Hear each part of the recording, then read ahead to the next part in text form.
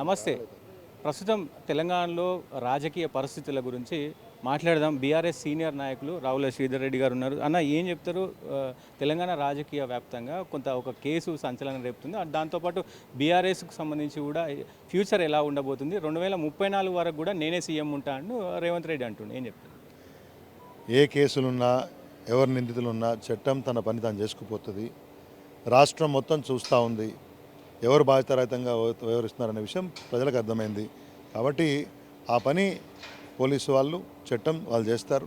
ఇక ముఖ్యమంత్రి గారి వ్యాఖ్యల విషయానికి వస్తే నేను వారి విశ్వాసం మంచిగా ఆత్మవిశ్వాసం ఉండాలి ఎవరికైనా కానీ రాజకీయాల్లో ప్రజాస్వామ్యంలో ప్రజలు ఓట్లేస్తే మనం నాయకులం అవుతాం, ప్రజాప్రతినిధులం అవుతాం.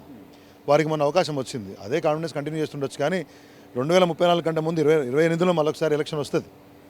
అప్పుడు మళ్ళీ ప్రజలు ఓట్లేస్తే కాంగ్రెస్ పార్టీ గెలుస్తుంది. కాబట్టి అప్పటి డిక్లరేషన్లు ఎందుకు? డిక్లరేషన్ తోటి ముఖ్యమంత్రి కాలేం కదా.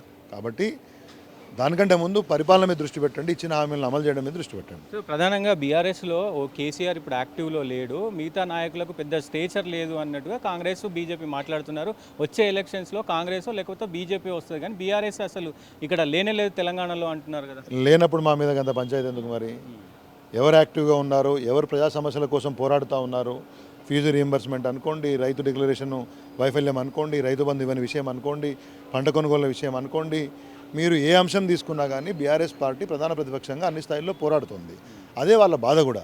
కాబట్టి మేము లేము అంటే ప్రజలు నమ్ముతారు అనుకున్నారు. కానీ క్షేత్రంలో ఎవరున్నారు, ప్రజల కోసం ఎవరు పోరాడుతున్నారు, క్షేత్రస్థాయిలో ఎవరు పోరాడుతున్నారు అనే విషయాన్ని అయితే అందరూ చూస్తూ ఉన్నారు కదా. జిహెచ్ఎంసీ ఎన్నికలు రాబోతున్నాయి, రెడీగా ఉన్నారా బీఆర్ఎస్ పార్టీ? అన్ని స్థాయిల్లో ఏ ఎలక్షన్ వచ్చినా బీఆర్ఎస్ పార్టీ క్షేత్రస్థాయిలో బలంగా ఉంది, నాయకత్వం బలంగా ఉంది, అన్ని స్థాయిల్లో పనిచేస్తూ ఉన్నాం. కాబట్టి ప్రజలకు దగ్గరగా ఉన్న పార్టీ కాబట్టి ఎప్పుడు రెడీగా ఉంటాం కదా. మొన్న విజయ్ గెలిచిన తర్వాత కవిత కూడా మాట్లాడుతూ నేను నెక్స్ట్ ఎలక్షన్స్లో నేనే గెలుస్తా అంటూ వ్యాఖ్యలు చేస్తున్నారు.